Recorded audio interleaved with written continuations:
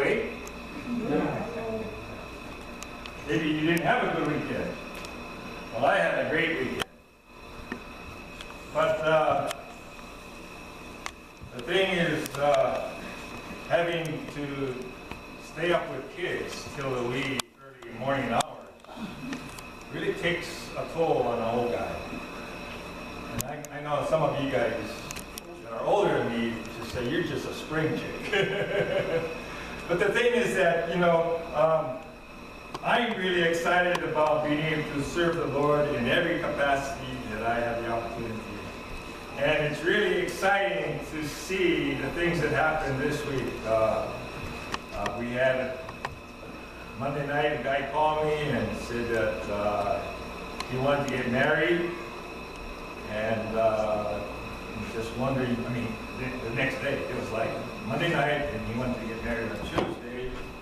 And I said, well, I require counseling before I do any marriage. Well, he was going to do it at the courthouse, but the courthouse said they were too busy. Anyways, I met with the guy, and I said, the only way that I will do it is if you will promise that we'll have continued counseling after. And he was going to be here with his whole group, but then I guess he made some kind of commitment to work with his landlord on their house today, so he's not here. But then we had some other people come walking by when I was weeding the yard, and they showed up, so good to see you, Jamie. And then I had some other people, and it's just really exciting to take every opportunity to invite people here. And so I hope that you're doing the same thing as you're going into the world, as you are doing your everyday thing, going to work, going to the grocery store, is that you're talking to people. You're opening your mouth and you're inviting people to come and join the experience of fellowship with the body of Christ here. Because if you're not inviting people, they're not going to show up. It's hard enough when you invite people that don't show up, but if you don't invite them, they won't come. There's another couple that he's a truck driver, and I've been working on him. But you know, the thing is, you don't give up, because you never know when they're going to show up. And so, when I was thinking about the different people that I've been working with, counseling with, there's been some people with a lot of struggles. And when I think about the people that I've been helping in the past, I keep on getting this same thing that happens in almost every situation, is that, you know what? When things are going really bad, they call me and they say, I need to talk to you. And so they start coming to church and everything is going good, and then pretty soon they miss a Sunday or a Bible study, and then pretty soon you don't see them at all. And the next thing you do is, what happens is that you get a phone call and they are gone in the dumps again. And this is that cycle. And if you know anything or have studied the Bible, you know the history of the Israelite people. You know what I'm talking about? The Israelites, right? They were delivered from the land of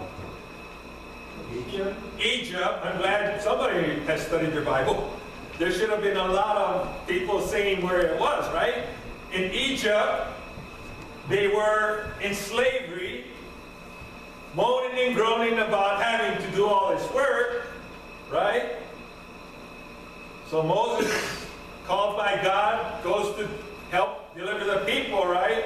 And of course, Pharaoh hardened his heart and made it even more difficult for them to build the bricks. But finally, God allowed them to leave Egypt and end up in the desert. And what do they say? Oh, I want to go back to Egypt. At least we could eat. And then we know that Moses went up to get the Ten Commandments, the law, right? And while he was up there, He was praying. He comes down the mountain, and what happens? The people have turned against God. So this thing that happens with people is nothing new. But when I deal with these people, guess what happens? They think they're the only ones that are in this situation, that their situation is unique, and they're the only ones that are going through the struggles that they are going through. You know what I'm talking about? Maybe some of you have been there, where you try it over and over again, and maybe, you know, in a sense, we all do, right? When things are going good, you don't really cry out for God to help you. It is when you're down and out, is when you really need God. When calamity happens, and I remember, you know, like 9/11, remember that, huh? America all of a sudden became godly. And they said, God help us, right? And God, He was always there. But guess what happened? Is America left, but then all of a sudden they turn back to God and say, oh, you know, this is a godly nation and all this. And then look where we are today. You see, this is nothing new. It happens. But the key thing is not that we go through this cycle, because that's going to happen. We go through cycles. We are really on fire for the Lord, and then we go through a complacency where, you know, we get apathy, and then we totally fall away, and then we realize that we need God again. And that's the important part, is to realize that we need God in our lives. You see, that's the way God created us, is to have Him in our lives. That's the way He made us. He created a void in our lives to be filled with nothing else but Him. And what happens is, as people experience life, they try to fill that with something. See, God intended for us to fill that void. And so what do? They go out and maybe become an alcoholic, right? Trying to fill that emptiness inside. Or they will do drugs. Or they will be a workaholic. Or they will just be involved in many different relationships. Something to fill that emptiness. But nothing can fill that emptiness inside but the Holy Spirit. That's the way God's design for the human being was. And the thing is that God, in His great plan, wanted to reveal Himself to His people so that we understand what life is all about. And when I think about, and this is not going to work again, is it? Anita, you know, Lord, that thing. We have to understand that love is basic. The basic foundation of the law. You see, how many of you like to, or when you're growing up in your household, you like to follow rules? How many of you like to follow rules? Right? Most of us are rebellious type of people. We don't like a bunch of set of rules. But why do we have rules? You see, rules is something that teaches us how to be a good person. And when we think about that, what would life be without rules? What would life be without someone telling us what is right and what is wrong? Because you know what? We can't figure it out on our own. We're too stupid. Next slide. So, you know, when I thought about this, I think I was weeding my yard. And I thought, law. What kind of acronym can I give the word law? And then I thought, I wish I had my clicker so I could do this. The timing of it. Go ahead. I'll do this and that means you click it, okay? Love is at work. Love at work. That's what the law is. If we really understand law, then we will understand God's whole design on our lives. You see, the law is basically God saying, this is my character. And I want you to be like me. And if you follow the things that I've written down in my word, then you will be like me. The more you study on what I've written down, the more you will be like me. Do you understand what I'm saying? The goal of the Christian is to become more Christ-like in everything, and I mean everything that we do. But so many times when I think about people and how they live their lives, that is not their goal in their life. In fact, their goal in their life is to get by. Doing enough things like going to church, going to Bible study, reading the Bible, praying, and that's enough. That is not what God intended for us. Okay? God's intention for us is to what? Be like Him. That's why the law was established. It's saying, this, if you follow my law, you're going to know how to live life, and you will have the best life possible. But you know, we human beings think we know better than God, right? We want to, like Frank Sinatra, who one of those guys sang, right? Remember that song? I did it my way. Right? How many of you ever sang that song? I mean, not the song itself, but said that. That, you know what, I know better than God how to live my life. God has no clue on what I go through, my struggles. He doesn't have time for me, right? But God knows what's best because He is God. He knows His own character of righteousness and holiness. And that's His desire for each and every one of us, is to be like Him. Why? Because that's the best life possible. And then you have people that say, well, if I give up, I'd have to give up all this fun stuff to be a holy person, to be a Christian. I'd have to stop going to the bar. I'd have to stop sleeping around. I can't be drinking and smoking and all this stuff. I have to give up all this stuff. Well, that stuff that you have to give up is because that is bad for you. It's not good for you. That's destruction. That's the devil telling you, do these things because it's fun. And the next morning, you're again kneeling at the throne, right? Whoa! Oh, this is fun! You know what I'm talking about? That's deception, right straight from the devil. He wants you to think that sin is fun, it's enjoyable.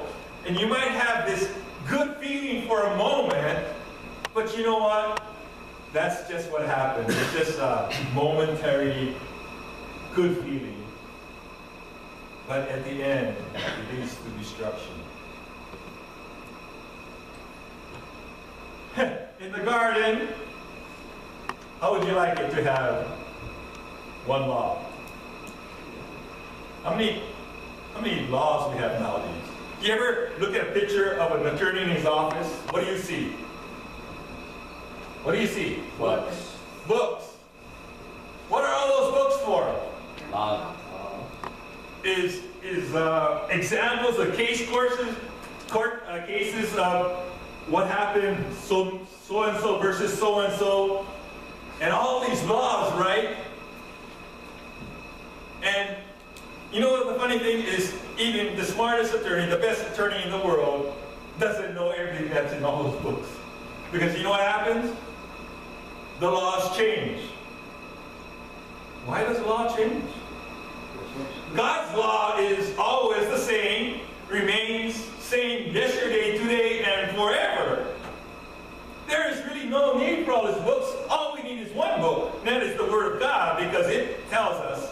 the character of a holy God. And if we would follow that law, we wouldn't need any of the other laws. You know, why do we have traffic lights? If we had God's character, we wouldn't need traffic lights, really, because everybody would stop at the intersection and be courteous and let the other people go first or whatever, you see? But we have people that are selfish and push their right of way. I am in the right, so I'm going to have my way, and that's why you have car accidents. God's character is his desire for each and every one of us. So they had one law in the Garden of Eden. What was that? In the garden, it says, do not eat of the tree of the knowledge of good and evil. How many of you wish that there was just one law like that today? Huh? Isn't it nice? Do not eat of this tree. Why did God tell them not to eat of the fruit of that tree? Well, he knew that what would happen if they did. And I don't know if it's because God did something to the tree to make it where something would happen, but basically he was saying, he says, if you disobey me, then you will die. If you again go against my character, then your holiness, your perfectness that I created you to be, is ruined. So when they partook of that fruit, they disobeyed God. They say, God, we don't need you. How many of you have said that before? Huh? God, I don't need you. And once they disobeyed God, then another law, another law, another law. And pretty soon, if you read the book of Leviticus, you have all these laws. Why? Because people didn't understand and they didn't know how to live a life that was characteristic of a holy, perfect God.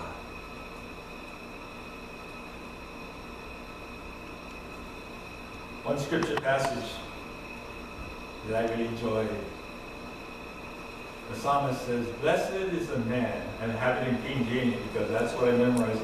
I like the way it's said. Blessed is the man that walketh not in the counsel of the ungodly, nor standeth in the way of sinners, nor sitteth in the seat of the scornful. But his delight is in the law of the Lord, and in his law, whose law? His law. Doth he meditate, how often? Day and night. Basically what it's saying is all the time, without ceasing. And he will be like a tree that is planted by rivers of water, that brings forth his fruit in his season, his leaf also shall not wither, and whatsoever he doeth, he will prosper. You ever see a tree by the water, in the river? It's really strong because it has this source of water. And if we are planted near the source of the living water, Jesus Christ, you know what? There's no end to this source. And he'll give us life, an abundant life. I've got a river of life flowing out of me. Makes the lame to walk and the blind to see. You know that song? The ungodly are not so, but they are like the shaft which the wind driveth away. Therefore the ungodly shall not stand in the judgment, nor sinners in the congregation of the righteous. For the Lord knoweth the way of the righteous, but the way of the ungodly shall perish. The law of the Lord is what? Perfect. Why is the law perfect? That's God. God is perfect. He's holy. It converts the soul. Converting the soul changes.